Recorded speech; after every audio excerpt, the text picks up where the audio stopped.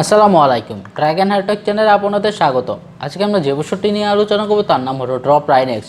এটি একটি নাকের ড্রপ। এই ওষুধটি প্রস্তুতকারক কোম্পানি ইনসেপ্টা ফার্মাসিউটিক্যালস লিমিটেড। আজকের আলোচনায় থাকবে ড্রপটি কী উপাদান দ্বারা তৈরি করা হয়েছে, ড্রপটি কী সমস্যায় আপনি ব্যবহার করতে পারবেন, ড্রপটি ব্যবহারের নিয়মাবলী কী, ড্রপটি ব্যবহারে কী সতর্কতা অবলম্বন করতে হবে, ড্রপটি ব্যবহারের পরে কী পার্শ্ব প্রতিক্রিয়া দেখা দিতে পারে, গর্ভাবস্থায় বা স্তনদানকালে এই ড্রপটি ব্যবহার করা যাবে কিনা এবং ড্রপটির বর্তমান বাজার মূল্য কত, এই সমস্ত গুরুত্বপূর্ণ দিক সম্পর্কে। তাই ড্রপটি সম্পর্কে সম্পূর্ণ ধারণা পেতে পুরো ভিডিওটি দেখুন। ভিডিওটি শুরু করার আগে আপনাদের কাছে আমার ছোট্ট একটি রিকোয়েস্ট, কোনো ভিডিও দেখে বা কোনো ফার্মেসি থেকে ওষুধ সেবন করবেন না। ওষুধ সেবনের পূর্বে অবশ্যই ভালো কোনো ডাক্তারের পরামর্শ নিয়ে তারপর সেবন করুন।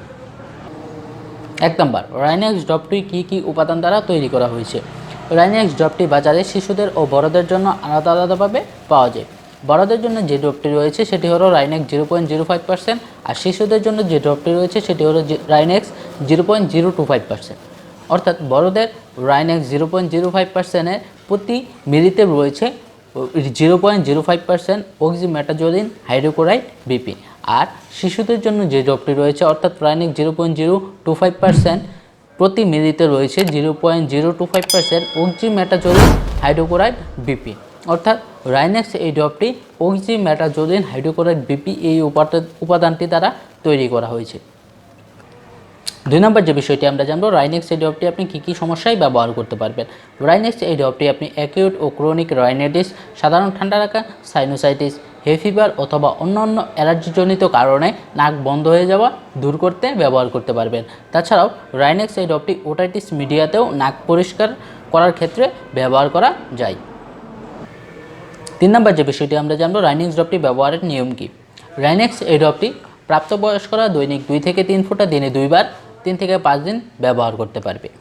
তাছাড়াও 2 থেকে 6 বছর বয়সী শিশুরা রাইনেক্স এই ড্রপটি দৈনিক 2 থেকে 3 ফোঁটা দিনে 2 বার 3 থেকে 5 দিন ব্যবহার করতে পারবে, অথবা চিকিৎসকের পরামর্শ অনুযায়ী এটি ব্যবহার করতে হবে।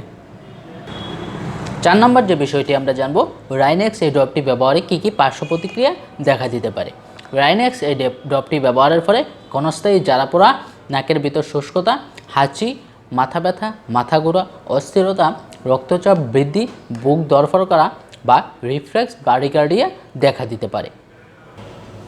5 নম্বরে আমরা জানবো, রাইনেক্স ড্রপটি ব্যবহারের পূর্বে কী বাড়তি সতর্কতা অবলম্বন করতে হবে। রাইনেক্স এই ড্রপটি দীর্ঘদিন ব্যবহারের পরে রিবাউন্ড কনজেশন দেখা দিতে পারে, অর্থাৎ পুনরায় নসারন্ধ বন্ধ হয়ে যেতে পারে।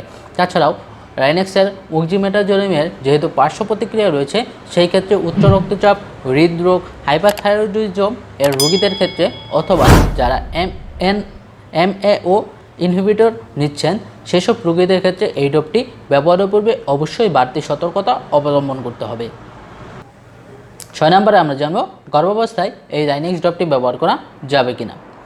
গর্ভাবস্থায় অক্সিমেটাজোলিনের নিরাপদ ব্যবহার এখনও প্রতিষ্ঠিত হয়নি। যেহেতু রাইনেক্সের প্রধান উপাদান হলো অক্সিমেটাজোলিন, তাই এটি গর্ভাবস্থায় ব্যবহার করা যাবে না। তাছাড়াও স্তনদানকালে এই অক্সিমেটাজোলিন মাতৃদুগ্ধে নিষিদ্ধ হয় কিনা তাও এখনও পরীক্ষিত নয়, তাই স্তনদানকালেও এই রাইনেক্স ড্রপটি ব্যবহার করা থেকে বিরত থাকতে হবে।